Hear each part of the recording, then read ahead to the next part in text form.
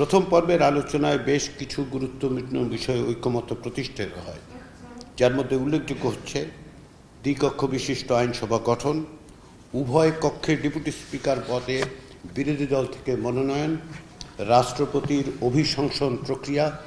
সংবিধান বিষয়ক অপরাধ ও সংবিধান সংসদের সীমাবদ্ধতা বিষয়ক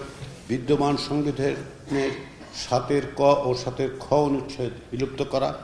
নির্বাচন কমিশনের সরাসরি তত্ত্বাবধানে স্থানীয় সরকার প্রতিষ্ঠানসমূহের নির্বাচন অনুষ্ঠান, সকল সম্প্রদায়ের সহ অবস্থান ও মর্যাদা নিশ্চিত করার জন্য সংবিধানে এই মর্মে বিধান যুক্ত করা যে বাংলাদেশ একটি বহুজাতি, বহুধর্মী ও বহুভাষী ও বহু সংস্কৃতির দেশ, যেখানে সকল সম্প্রদায়ের সহ অবস্থান ও যথাযথ মর্যাদা নিশ্চিত করা হবে। বিচার বিভাগের স্বাধীনতা নিশ্চিত করার বিধান সংবিধানে যুক্ত করা, সাবেক বিচারপতিদের জন্য পালনীয় আচরণবিধি প্রণয়ন, সুপ্রিম কোর্টের অধীন স্বাধীন স্বতন্ত্র সচিবালয় প্রতিষ্ঠা, যার উপর বিচার বিভাগের প্রশাসনিক কার্যক্রম, বাজেট প্রণয়ন, অধস্তন আদালতের বিচারকদের পদোন্নতি, বদলি ও শৃঙ্খলা বিধানের দায়িত্ব ন্যস্ত করা হবে। সুপ্রিম কোর্ট জেলা ইউনিটের সমন্বয়ে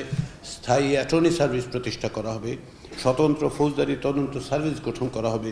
এবং আইনজীবী সমিতি নির্বাচনে দলীয় রাজনীতির প্রভাব বিলোপ করা হবে।